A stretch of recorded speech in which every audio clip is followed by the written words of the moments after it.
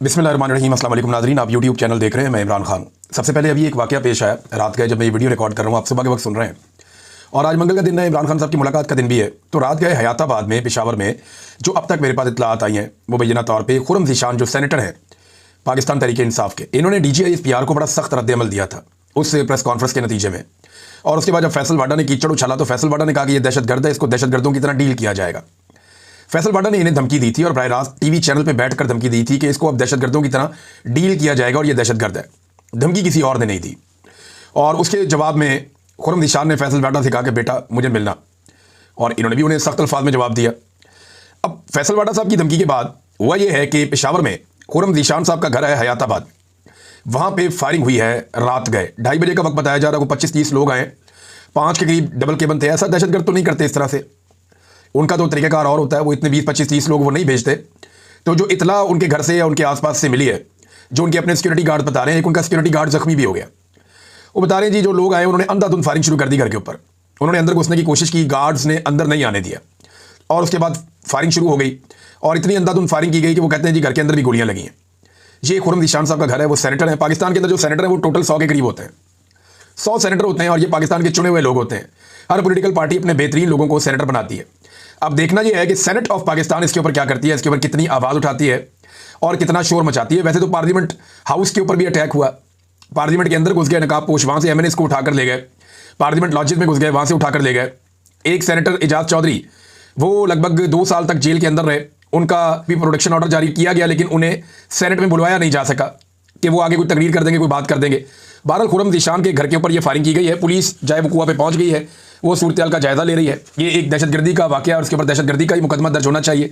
और CCTV footages मौजूद हैं पेशावर में, ये हयाताबाद के इलाके में रहते हैं, तो पता तो चल जाना चाहिए कि कौन लोग थे और कहाँ से आए थे। अब खुर्रम ज़ीशान इसके बारे में बता सकते हैं वजाहत के साथ कि वाक़या क्या हुआ, और जो अभी तक रिपोर्ट हुआ है मुबैना तौर पर ये सारा मुझे डिफरेंट एरिया से पता चला है।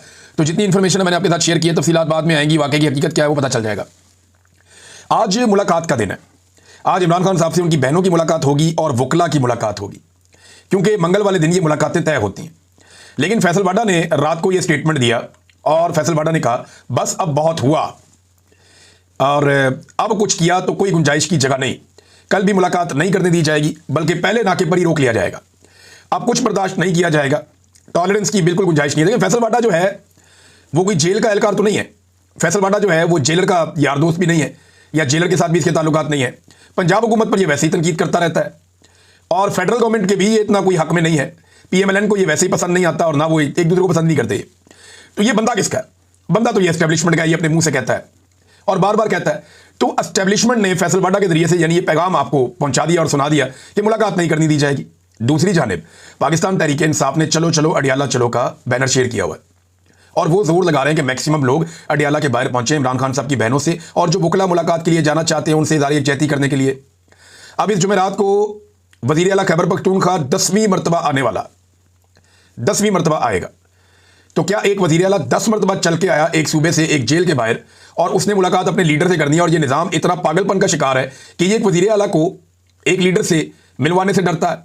हालांकि अब तो मिलवा देना चाहिए, अब तो काम भी निकल गया जिस काम का एक खदशा। देखिए ना, इमरान खान साहब ने कोई ज़हनी मरीज का लफ्ज़ पहली दफ़ा तो इस्तेमाल नहीं किया। ये मैं आपके सामने रख देता हूँ फैक्ट।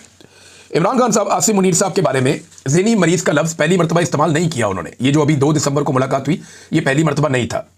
इमरान खान साहब बड़े लंबे अरसे से ये लफ्ज़ इस्तेमाल कर रहे हैं, चंद महीनों से, और बार बार आसिम मुनीर साहब को ज़हनी मरीज इमरान खान साहब कहते चले आ रहे हैं।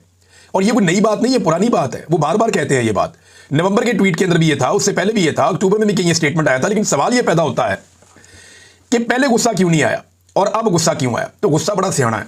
गुस्सा इंतजार कर रहा था कि नोटिफिकेशन हो जाए, गुस्सा इंतजार कर रहा था कि ताहयात इस्तिस्ना मिल जाए, आईनी तरमीम हो जाए, ताहयात मुराद मिल जाए, नौकरी पक्की हो जाए, हर चीज़ महफूज हो जाए, सारा काम कंट्रोल में आ जाए, उसके बाद गुस्सा आएगा। तो गुस्सा इंतजार कर रहा था अपने काम मुकम्मल होने के। ये बड़ी अजीब बात है ना, गुस्सा बड़ा सियाना है। जो नॉर्मल आदमी है ना, उससे गुस्सा गुस्से वाली बात पे आता है। अगर तो इमरान खान साहब के ज़हनी मरीज कहने के ऊपर किसी को दिक्कत थी तो वो बहुत पहले हो जानी चाहिए थी। लेकिन इंतजार किया गया कि नोटिफिकेशन आ जाए, उसके बाद इमरान खान साहब को वापस ज़हनी मरीज भी कहा जाएगा, उनके वज़ीर आला को कुत्ता भी कहा जाएगा, और बहुत सारे और स्टेटमेंट जो है वो इसके साथ जोड़ दिए गए। अब मुलाकात का दिन है। इमरान खान साहब की मुलाकात के बारे में ये शुनीद है कि मुलाकात नहीं करवाई जाएगी, बल्कि राणा सनाउल्लाह साहब ने एक बात की टीवी चैनल पर बैठ के। उन्होंने कहा कि इमरान खान के खिलाफ गद्दारी के मुकदमे का इम्कान रद्द नहीं करता मैं। गद्दारी के आर्टिकल 6। इमरान खान पे आर्टिकल 6 कैसे लग सकता है? एक चीज थी जिसके बारे में बार बार कहते थे कि कासिम सूरी को हम पकड़ेंगे, कासिम सूरी को पकड़ के उसको जबरी तौर पे लापता करना था। ये जो पहले प्लान था मैं आपको बता देता हूं। पहला प्लान ये था कि कासिम सूरी को किसी तरह भी जबरदस्ती पकड़ना था और पकड़ के जबरी तौर पर उसको लापता करना था, और कासिम सूरी के जरिए से इन्होंने कोशिश करनी थी गद्दारी का मुकदमा इमरान खान साहब के ऊपर भी बनाया जाए, क्योंकि वो जो एक रूलिंग दी हुई थी डिप्टी स्पीकर के तौर पर उन्होंने, तो वो वाला मामला तो हो नहीं सका। कासिम सूरी साहब जो है वो काफी अर्सा पाकिस्तान में रुके, फिर जब उन्होंने देखा कि पानी सर से ऊपर जा रहा है और अब उनका पाकिस्तान में रहना इमरान खान के लिए और उनके लिए भी खतरे में है, तो वो पाकिस्तान से चले गए। तो कासिम सूरी तो इनके हाथ लगे नहीं, इस बात की इन्हें बड़ी तकलीफ है। और काजी फायद ईसा जो है वो चिल्लाते रहे बार बार अदालत के अंदर खड़े होकर, कासिम सूरी को लेकर आओ, कासिम सूरी को लेकर आओ। तो काजी फायद ईसा ने इन सबको बताया हुआ था कि कासिम सूरी को ले आओ, मामला मैं हल कर दूंगा। लेकिन कासिम सूरी इनके काबू नहीं है, जिसे अल्लाह रखे उसे कौन चखे। और ना सिर्फ कासिम सूरी खुद काबू नहीं है, बल्कि बाद में कासिम सूरी साहब ने मुझे भी निकलवा दिया पाकिस्तान से मदद करके। उनकी बड़ी मेहरबानी, उनकी सारी जिंदगी उनका मैं शुक्रिया अदा करूंगा। तो क्योंकि मुझे आइडिया है कि मेरे साथ पाकिस्तान में क्या होने जा रहा था। तो इमरान खान साहब पे गद्दारी का मुकदमा अब ये किस लिए बनाएंगे, किस तरह बनाए, कौन सी गद्दारी की है इमरान खान ने? वो आइन की बात करता है तो गद्दारी है, वो मैंडेट की बात करता है गद्दारी है, रूल ऑफ लॉ की बात करता है गद्दारी है, आज़ाद अदलिया आज़ाद मीडिया की बात करता है तो गद्दारी है। ये तो गद्दारी नहीं है। इमरान खान साहब ने अगर गद्दारी का मुकदमा बनाना था तो 2.5-3 साल पहले बनाना था। ये अब 3 साल के बाद आपको याद आ गया, जब वो जेल के अंदर पड़ा है 3 साल से, उसने कुछ किया ही नहीं, जेल के अंदर मौजूद है जी अब हम बनाएंगे गद्दारी का मुकदमा। नहीं, आप नहीं बना पाएंगे। आपने बड़ी कोशिश की बड़े लोगों को गद्दार करार देने की, लेकिन जो भी पाकिस्तान में आइन से गद्दारी करने वाले हैं वो 4 बुनियादी तौर पर तो डिक्टेटर हैं, सीधे सीधे। आइन से गद्दारी करने वाले 4 बुनियादी तौर पर डिक्टेटर हैं सीधे सीधे, जिनमें एक general Ayub, general Yahya, general Zia और जनरल मुशर्रफ। इनमें से किसी के ऊपर गद्दारी का मुकदमा बनाए ना पहले, फिर बाकी किसी के ऊपर भी बना लें। नादरीन, स्पीकर ने मुज़ाकरात की ऑफर की है मुबैना तौर पर, और पाकिस्तान तहरीक इंसाफ के लोग इस पे बात भी कर रहे थे। लेकिन हैरत की बात यह है कि अभी तक जो अपोजिशन का एक स्पीकर को अगर मुज़ाकरात करने हैं तो अपोजिशन लीडर का नोटिफिकेशन तो जारी कर देना भाई। जब नोटिफिकेशन फील्ड मार्शल साहब का जारी करना था तो फटाफट हो गया था, शहबाज शरीफ साहब को बरतानिया से भी बुलवा लिया गया था। लेकिन एक नोटिफिकेशन है इतने लंबे अरसे से अटका हुआ है अपोजिशन लीडर का, महमूद खान अचकज़ई को इमरान खान साहब ने नॉमिनेट किया हुआ है, वो अभी तक नोटिफिकेशन ही नहीं हुआ। और ये वही महमूद खान अचकज़ई हैं जिन्हें पिछली मरतबा पीडीएम की जमातों ने अपने साथ रखा हुआ था जमहूरियत का लारा लगा के, और उसके बाद ये फौजी ट्रक में सवार होकर सारे के सारे असेंबली में पहुंच गए फॉर्म 47 लेकर, और महमूद खान अचकज़ई के सामने पूरा पोल भी खुल गया। तो अब जो अचकज़ई साहब हैं इनको नोटिफिकेशन जारी नहीं किया जा रहा। इसके ऊपर जो अपोजिशन है पाकिस्तान तहरीक इंसाफ, उन्होंने एक पार्लिमानी एक मीटिंग भी की है जो पार्लियामेंट के अंदर इनकी होती है।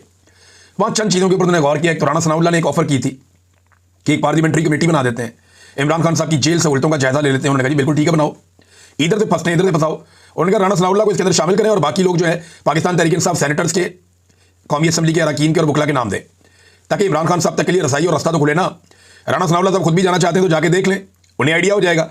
लिहाजा फौरी तौर पर पाकिस्तान तहरीक इंसाफ ने मुत्तफिका तौर पर इस बात को तस्लीम कर लिया कि जनाब इसको हम कर लेते हैं।